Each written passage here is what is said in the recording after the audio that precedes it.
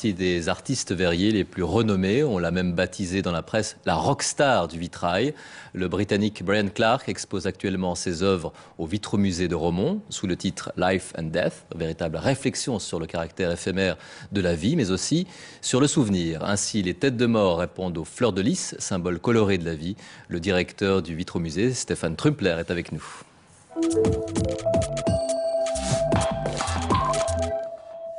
Merci d'être là. C'est toujours un événement que d'exposer l'œuvre de Brian Clark parce qu'on l'a dit, c'est un artiste très demandé. Et puis, ce n'est pas simple d'organiser une telle expo pour présenter certains de ces vitraux monumentaux. Il a fallu remonter quantité de petits carreaux et ça vous a pris des semaines.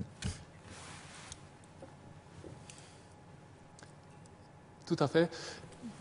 Certaines œuvres nous sont arrivées vraiment en petites pièces et des maîtres verriers, peintres verriers avec lesquels qui travaillent avec nous ont pris beaucoup de temps pour remonter certaines œuvres. Oui.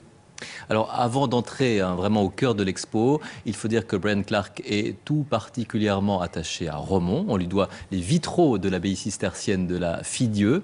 Je vous propose ce reportage. Ça va nous permettre de nous rendre compte de l'importance de son œuvre. Reportage donc de Pascal Cibaud et Nicolas Baird. Brian Clark, ce nom est associé aux plus grands projets architecturaux à travers le monde. Pourtant en Suisse, seules les Sœurs de la Fille-Dieu à Romont ont osé faire appel à ce spécialiste du vitrail. L'artiste y a déposé sa dernière empreinte l'an passé quand il a fallu remplacer l'oculus de l'abbatiale, victime de la grêle. Un joli défi pour l'artiste puisqu'il s'agissait de retravailler sa propre œuvre, c'est-à-dire à la fois sans se copier, mais en s'insérant dans ce qu'il avait fait à la fin des années 90.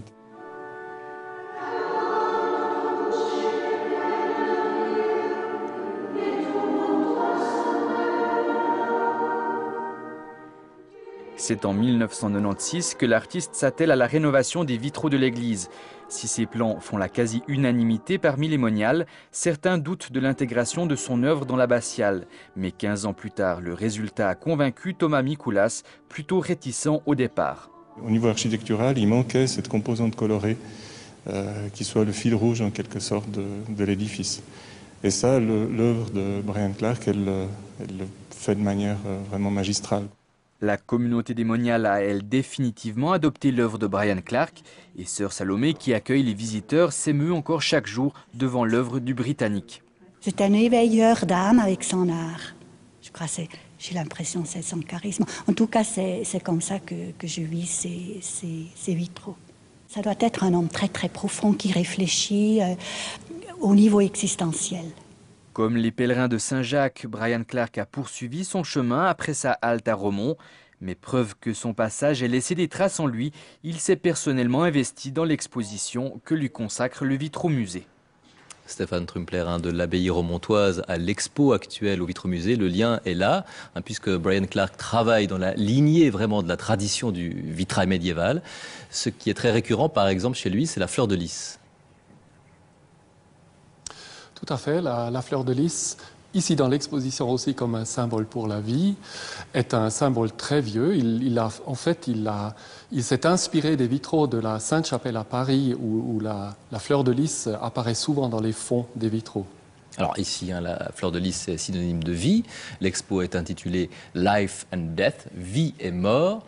C'est une réflexion donc sur le caractère éphémère de l'existence, mais aussi sur le souvenir. Tout à fait, parce que, évidemment, cette exposition et ces œuvres reflètent la dernière période dans la vie de Brian Clark, qui était marquée par le décès de sa mère. Et quelques œuvres reprennent justement des éléments de souvenirs, concrètement, des billets de commission, des shopping lists de sa maman. En quelque sorte, tout tourne autour de son décès. Il y a la vie avant la mort et une vie après la mort. Oui, ces œuvres montrent certainement aussi cet aspect-là, surtout cet aspect de l'espoir, dans les deux, dans la vie et dans la mort. Et puis sur les techniques de l'artiste, parce que ça c'est vraiment très important, on l'a baptisé la rockstar du vitrail. Brian Clark montre vraiment ici toute l'étendue des possibilités de l'art du vitrail. Oui, et surtout la pertinence de l'art du vitrail, donc de la techniques traditionnelles du vitrail aujourd'hui. Je pense que ça c'est très remarquable pour lui. Il poursuit de travailler dans la technique traditionnelle avec le verre et le plomb et il montre que cette technique traditionnelle a tous les moyens d'exprimer des soucis artistiques contemporains.